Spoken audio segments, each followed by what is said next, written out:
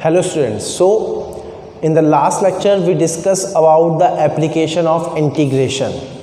हमने applications देखी थी integration की, उसी को ही हम आगे कंटिन्यू करेंगे. थोड़ा सा हम रिकॉल करते हैं. तो इंटीग्रेशन में सबसे पहले हमने क्या बताया था, कहाँ ये यूज़ होगा. सबसे पहले तो कंटिन्यूस डिस्ट्रीब्यूशन में ये यूज़ होगा. अब कंटिन्यूस में दो तरीके के डिस्ट्रीब्यूशन हो सकते हैं, यूनिफॉर्म डिस्ट्रीब्यूशन और नॉन यूनिफॉर्म डिस्ट्रीब्यूशन. दोनों में ही हम इंटीग्रेशन का इस्तेमाल करेंगे. और कब करते हैं, जब चीज़ों का टोटल निकालना हो. क्या मेरी बात समझ में आ रही है? क्लियर है एकदम. सो लास्ट लेक्चर में हमने क्या प्रूव करा था, find the area of the circle या डिस्क. क्लियर है, उसका एरिया आया था पाई आर स्क्वायर. क्लियर है. और हम बेसिक बातें देखते हैं. अब आप सभी ने पढ़ा होगा, लेट्स से मान लीजिए मेरे पास एक स्फेयर है. This is not a circle. ये क्या है? स्फेयर, गोला. ऐसा समझ, 3 dimension. It is not a sphere. Clear है. और इसका रेडियस क्या है? इसका रेडियस क्या है? आर. इसकी वॉल्यूम आप सभी को मालूम है 4/3 पाई आर क्यूब, लेकिन हमें प्रूफ करनी है.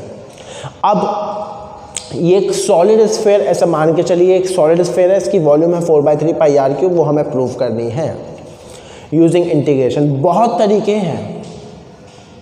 क्लियर एकदम. लेकिन मैंने फिर बोला आपसे, इंटीग्रेशन में फिक्स स्टेप हैं. सबसे पहले तो आपको ये पता चलना चाहिए कि इंटीग्रेशन होगा कि नहीं होगा. यस होगा. कंटिन्यूस डिस्ट्रीब्यूशन है. अब दूसरा स्टेप क्या होगा? तोड़ना, सिमेट्रिकली चीज़ों को तोड़ना. अब ये सोचना है कि ये सॉलिड स्फेयर, ये स्फेयर किस सिमेट्रिक एलिमेंट्स से मिलकर के बना है.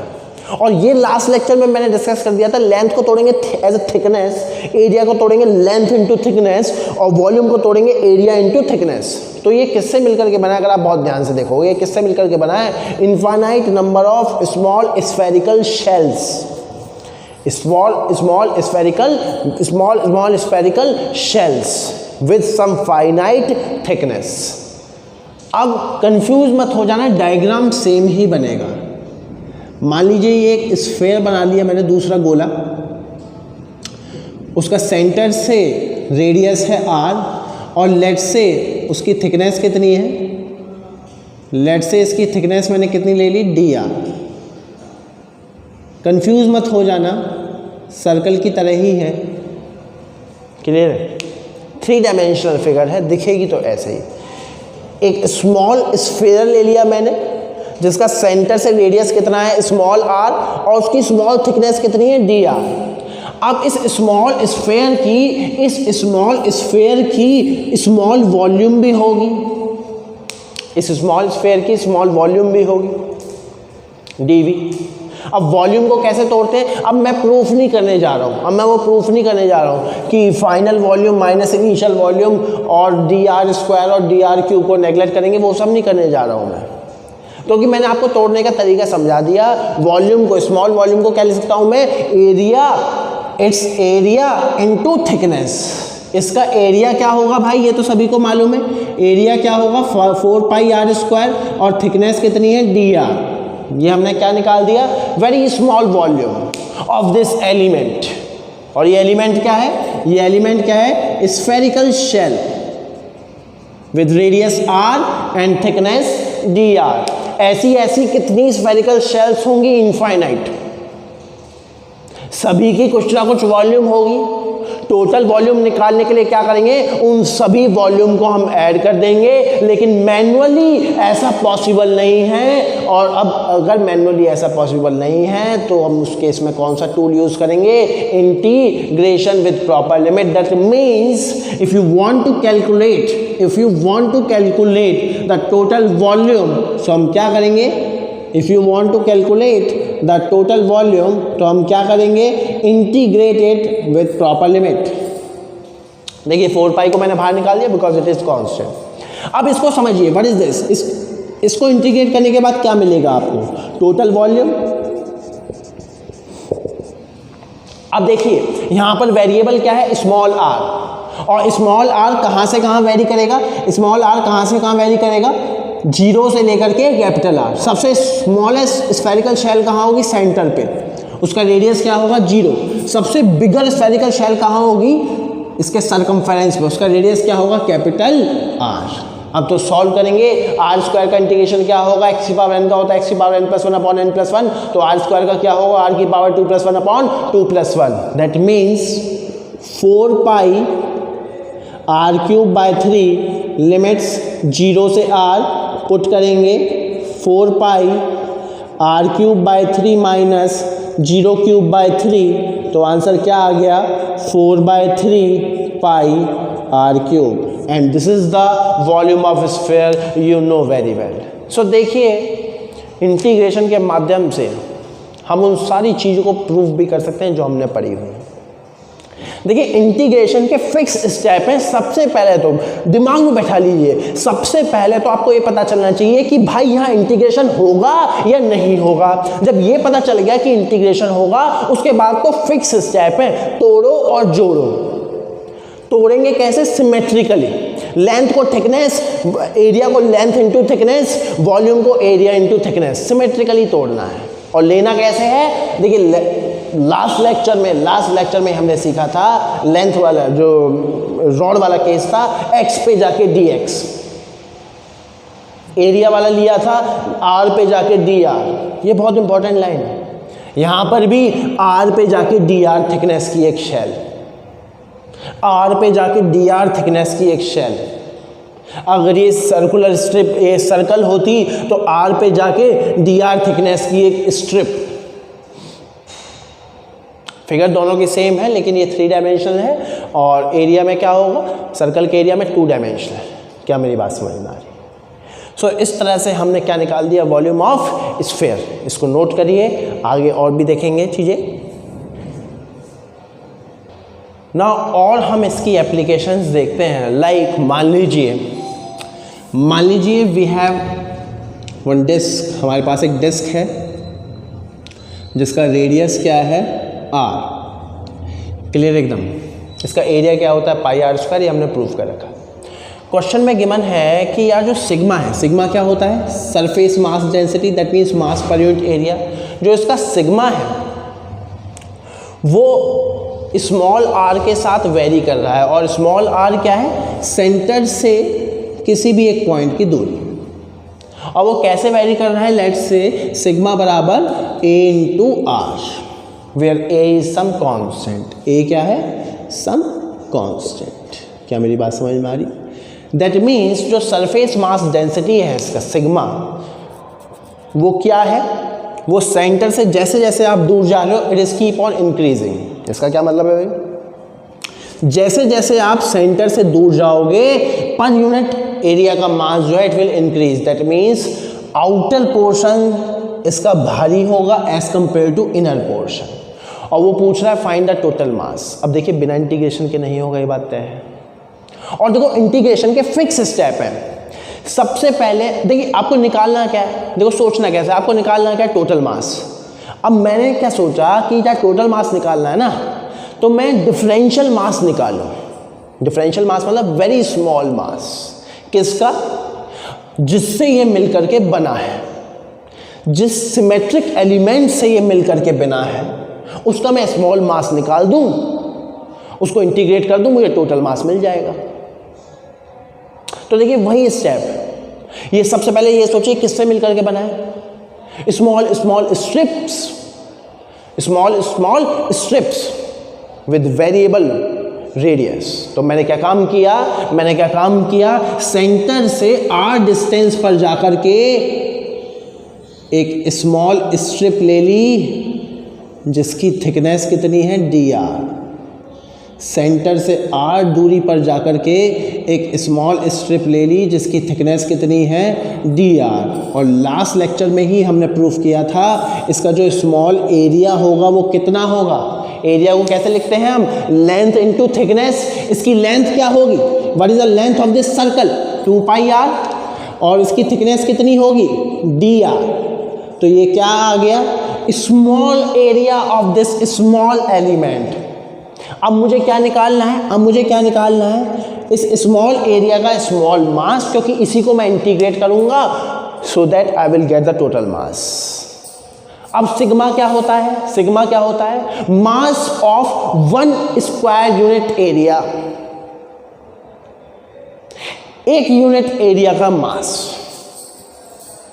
सिग्मा, तो डीए यूनिट एरिया का मास कितना होगा, sigma into DA.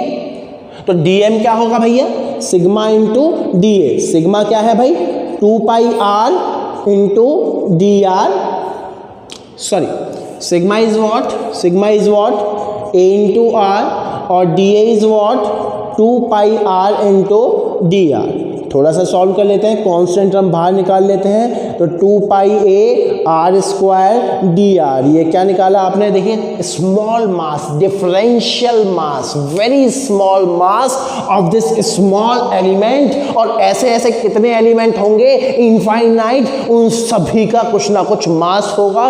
Total mass निकालने के लिए सभी को ऐड कर दो, लेकिन मैन्युअली ऐसा करना पॉसिबल नहीं है, तो हम क्या यूज करेंगे, इंटीग्रेशन। तो अगर मुझे टोटल मास निकालना है तो मैं दोनों साइड क्या कर दूंगा, इंटीग्रेशन। ये क्या देगा आपको, ये क्या देगा आपको, total mass of this disc. 2 pi ये कांस्टेंट है, मैंने पहले ही बाहर निकाल दिया। देखिए यहां पर वेरिएबल क्या है, आर। ये किसके साथ इंटीग्रेट हो रहा है, आर के साथ। लिमिट लगानी है, आर की स्मॉलेस्ट वैल्यू क्या होगी, 0 एंड लार्जेस्ट वैल्यू क्या होगी, कैपिटल आर। तो लोअर लिमिट क्या हो गई, 0 और अपर लिमिट क्या हो गई, कैपिटल आर। इसको जब हम सॉल्व करेंगे तो क्या आएगा, 2 पाई ए बाहर, आर स्क्वायर का आर क्यूब बाय 3 और लिमिट्स 0 से कैपिटल आर। तो आंसर क्या आ गया, 2 pi A capital R cube by 3। This is the answer. क्या मेरी बात समझ में आ रही है? So this is the total mass of this disc. अब यही अच्छे प्रॉब्लम्स में इनकी गिनती होती है, लेकिन अगर आपको कंसेप्ट मालूम है, आपको कोर नॉलेज है, आपको बेसिक नॉलेज है, तो एडवांस प्रॉब्लम, अच्छी प्रॉब्लम्स आप इजीली टैकल कर सकते हो। इस तरीके की नॉन यूनिफॉर्म डिस्ट्रीब्यूशन की प्रॉब्लम्स को ही एक अच्छे लेवल में काउंट किया जाता है। लेकिन अगर आपको बेसिक नॉलेज होती है कि इंटीग्रेशन का अप्लाई करना आना चाहिए कि हाँ भाई सबसे पहले यह इंटीग्रेशन से होगा कि नहीं होगा, हाँ भाई होगा, कंटिन्यूअस डिस्ट्रीब्यूशन है। उसके बाद तोड़ो सिमेट्रिकली। अब जो आपने तोड़ा है, या तो उसकी वो खाली थिकनेस होगी, या उसका एरिया होगा स्मॉल, या उसकी स्मॉल वॉल्यूम होगी। अब जो भी निकालना है, मान लो टोटल मास निकालना हो, तो उसका डिफरेंशियल एलिमेंट का स्मॉल मास निकाल के इंटीग्रेट कर दो। और अगर मान लो मैं इसी को इंटीग्रेट कर दूंगा तो क्या आ जाएगा, total area which is independent of sigma. क्या मेरी बात समझ में आ रही है? क्लियर एकदम? इसको नोट कीजिए, आगे और देखते हैं। चलिए इंटीग्रेशन की हम और एप्लीकेशन देखते हैं। लेट्स से मान लीजिए मेरे पास y-x ग्राफ है और लेट्स से वो कुछ इस तरीके का है। मैंने एक स्ट्रेट लाइन बना दी, और अगर मान लो मैं आपसे पूछूं what is the area under y-x graph. Area under y-x graph का पहले मीनिंग समझ लो। ये जो कर्व बना है, इसके अंडर में, इसके नीचे आने वाले एरिया को बोलते हैं एरिया अंडर y-x ग्राफ। मतलब ये जो शेडेड रीजन मैं कर रहा हूँ, इस एरिया की मैं बात कर रहा हूँ। ये एरिया निकालना कोई बड़ी बात नहीं है, आप साफ साफ देख रहे हो ये ट्रायंगल बन रहा है, उसका एरिया आप निकाल सकते हो। लेट्स से y-x ग्राफ कुछ इस तरीके का है, लाइक दिस। वो पूछ रहा है एरिया अंडर y-x ग्राफ। सो इतना पोर्शन का एरिया वो पूछ रहा है आपसे। ये निकालना कोई बड़ी बात नहीं है, ये रेक्टेंगल बन रहा है, ये निकल जाएगा। लेट्स से y-x ग्राफ कुछ इस तरीके का है, तो ये भी निकालना कोई बड़ी बात नहीं है, circle. Let's say y-x graph कुछ इस तरीके का है, सो अगेन ये भी निकालना कोई बड़ी बात नहीं है, ट्राइप्रिज्म बन रहा है। मगर मान लो y-x ग्राफ कुछ इस तरीके का आ जाए आपके सामने। Let's say this is y-x graph like this. And if someone is asking what is the area under y-axis graph, that means the area of this shaded portion. Now you cannot calculate. Why you cannot calculate? Because जितने भी हमने चार पीछे structure देखे वो हमारे known structure थे. Circle, triangle, trapezium, rectangle, square, उन सभी का एरिया हमें मालूम है, लेकिन हमें ये ही नहीं पता कि ये स्ट्रक्चर क्या है, तो इसका हम एरिया कैसे निकालेंगे. इसका एरिया तो हम नहीं निकाल सकते. अब यहां पर हम क्या यूज करेंगे? The concept basic approach of integration. उसको जरा ध्यान से समझिए. अच्छा एक बात बताइए, मान लो मैं यहां पर कोई एक लाइन ड्रॉ करता हूं ऐसे, क्लियर है? y, इसकी लेंथ कितनी होगी? दिस मच y, क्लियर है? यहां पर x की कुछ ना कुछ वैल्यू भी होगी. मैं कह रहा हूं कि जस्ट इसके नियर बाय, मतलब डिफरेंशियल डिस्प्लेसमेंट मैं ले रहा हूं, डिफरेंशियल, वेरी वेरी स्मॉल. अब मैं आपको दिखा तो नहीं सकता वेरी स्मॉल, तो मैंने इसको ऐसे बना दिया, लेकिन ये इतना बड़ा नहीं है. कहने का मतलब है इस लेंथ में और इस लेंथ में अंतर नहीं है. फिलहाल मैं वो डिफरेंशियल स्ट्रिप आपको नहीं दिखा सकता, क्योंकि ऐसे समझ लीजिए इसी लाइन पे मैं वो लाइन ड्रॉ कर दूं तो आपको कुछ समझ नहीं आएगा. आपको ये समझना है कि this is not this much large, this is very very small. That means nearly these two lines coincide. That means इस लाइन में इस लाइन में कोई अंतर नहीं है लेंथ में. सो ये क्या हो गई? ये लेंथ क्या हो गई? dx. तो आप समझ पा रहे हो, जब ये लाइन इसी पर ही कोइंसाइड कर रही है तो ये लेंथ भी क्या ही होगी? dx. ये लेंथ भी क्या ही होगी? dx. क्योंकि ये लाइन मैंने थोड़ी दूर बना दी है, इसलिए इस तरीके से चला गया कर्व के साथ. लेकिन आपको मालूम है ये वाली लाइन इस वाली लाइन पर कोइंसाइड कर रही है लगभग. dx very very small. That means ये लेंथ भी कितनी होगी? dx. और कोई पूछ ले what is the area of, what is the small differential area of this, what is the differential area of this rectangular strip. Sir clear है वो तो मुझे. Length into breadth. इसकी लेंथ क्या होगी? इसकी लेंथ क्या होगी? y. और ये क्या है? dx. तो इसका स्मॉल एरिया क्या हो गया? y into dx. Total area निकालने के लिए क्या कर दोगे? इंटीग्रेट. टोटल एरिया निकालने के लिए क्या कर दोगे? इंटीग्रेट. तो बेसिकली टोटल एरिया क्या आ जाएगा? y into dx. और लिमिट किसकी चलेंगी? x की. लिमिट क्या होगी? x1 से, लेट से यहां पर लिमिट क्या लगा दिया मैंने? x1.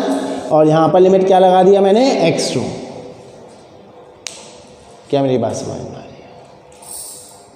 सो इंटीग्रेशन के माध्यम से हम क्या भी निकाल सकते हैं area under y x graph. क्यों? क्योंकि ऐसी ऐसी अनंत स्ट्रिप होंगी, यहाँ पर इनफाइनाइट स्ट्रिप्स होंगी, सभी का कुछ ना कुछ एरिया होगा. टोटल एरिया निकालने के लिए सभी को ऐड कर दो, लेकिन मैनुअली ऐसा पॉसिबल नहीं है. अब कहोगे सर यहाँ तो दो वेरिएबल आ गए, वाई भी और एक्स भी. क्वेश्चन में ये गिवन होगा how y is varying with x. देखिए कर्व है ना, y x ग्राफ है. ये कर्व कैसे बना होगा? जब y और x में एक रिलेशन आया होगा, like straight line. y is equal to x is what? y is equal to x is what? A straight line like this. So इस कर्व की कुछ ना कुछ इक्वेशन होगी. y is equal to x square, y is equal to X cube, whatever it is. Let's say this is y is equals to x square. ये given होगी. तो here just put y is equals to x square. तो क्या आ गया? X square dx integrated and you will get the result. That means एक और application हमने सीखी इंटीग्रेशन की. It is what? Area under y x graph. क्या मेरी बात समझ में आ रही है? सो इतनी सारी हमने एप्लीकेशंस देखी इंटीग्रेशन की. बहुत अच्छी अच्छी प्रॉब्लम्स भी हैं. जैसे जैसे हम आगे बढ़ेंगे फिजिक्स में समझ में आएगा. लेकिन बेसिक एप्लीकेशन उसकी यही है, बेसिक एप्लीकेशन, बेसिक अप्रोच यही है कि कंटिन्यूस डिस्ट्रीब्यूशन में हम किसका इस्तेमाल करते हैं, इंटीग्रेशन का। क्लियर है एकदम। दो तरीके के डिस्ट्रीब्यूशन होते हैं कंटिन्यूस में, यूनिफॉर्म और नॉन यूनिफॉर्म। क्या मेरी बात समझ में आ रही है? 3-4 हमने एप्लीकेशन इसकी करा दी हैं। उसके बाद area under y x graph पर भी बात करी। क्लियर है एकदम। सो इंटीग्रेशन की एप्लीकेशंस को हम यहीं रोकेंगे, और भी मतलब बहुत प्रॉब्लम्स हो सकती हैं इसमें जैसे जैसे हम आगे बढ़ेंगे। क्लियर है। अब इसमें हम और बेसिक बातें कर लेते हैं। लाइक मान लीजिए मैं आपसे कहूँ कि भाई 1 + x का स्क्वायर क्या होगा। सही, तो बहुत ईजी है। a + b का होल स्क्वायर बराबर a² + 2ab + b स्क्वायर। तो क्या हो जाएगा ये 1 का square plus 2 × 1 × x plus x square. अब मैं आपसे कह दूं कि सर x जो है वो वेरी वेरी स्मॉल है, x 1 से बहुत छोटा है। लेट्स से x की वैल्यू हो गई 0.001। तो अगर x की वैल्यू 0.001 है तो x स्क्वायर के बारे में सोचो। x स्क्वायर तो बिल्कुल 0 को अप्रोच करेगा। x स्क्वायर हो जाएगा 0.000001। That means in this expansion you can neglect the higher power of x in comparison of its linear power n1. That means you can neglect x square in comparison of x. ये ध्यान रखना, हमेशा किसी चीज़ को neglect करते हैं तो किसी के कंपैरिजन में 1 can be neglected in comparison of 1 crore और 10 crore, but 1 can not be neglected in comparison of 3, 4, 5. That means here we can neglect x square in comparison of its linear power. That means अगर ये condition है सो इसको 1 + x square को हम nearly क्या लिख सकते हैं, 1 + 2x. Same case, what is the expansion of 1 + x की power 3? What is the a + b का whole cube? a³ + b³ + 3a² b + 3ab square. That means 1³ + x³ + 3 1 square b, that means 3x plus 3ab, that means 3 × 1 × x square. Again, अगर ये condition यहाँ पर भी लग रही है x is very very less than 1, so again you can neglect the higher power of x in comparison of its linear power.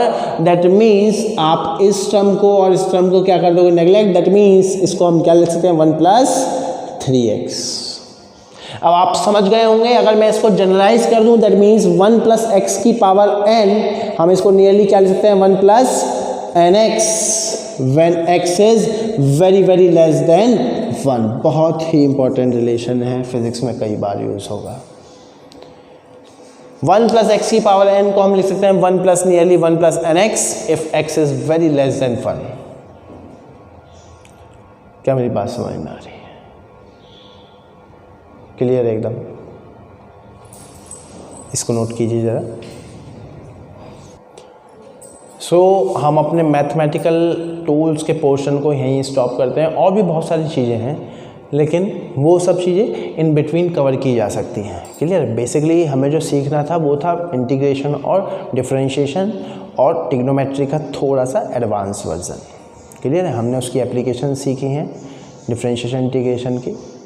और भी बेसिक सी चीज़ें होंगी लाइक ग्राफ वगैरह, वो सब हम इन बिटवीन भी कवर कर सकते हैं, उसमें कोई प्रॉब्लम नहीं है. क्लियर है. सो आई होप मैथमेटिकल टूल्स आपको बहुत अच्छे से समझ में आए होंगे. क्लियर है एकदम. जो भी डाउट्स हों वो अपने डाउट्स क्लियर कीजिए. डाउट्स क्लियर होना बहुत ज़रूरी है. क्लियर है. कुछ नई चीज़ें थी, बार बार इसको देखिए, कंसेप्ट्स डेवलप कीजिए, अपने दिमाग में सोचिए कि और क्या हो सकता है, और क्या एप्लीकेशन हो सकती है, कहाँ हम इसको अप्लाई कर सकते हैं. Okay, thank you.